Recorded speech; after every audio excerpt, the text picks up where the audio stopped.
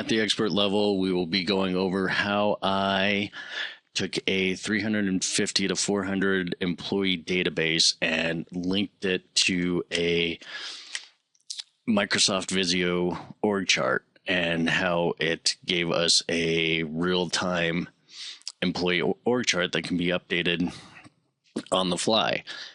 And with employees transferring, quitting, new hires coming in, it really helped streamline this process.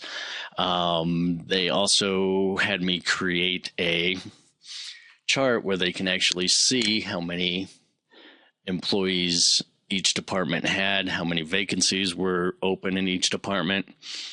And it was so effective that eventually the director asked me to create one for the almost 1,000 employees in his division.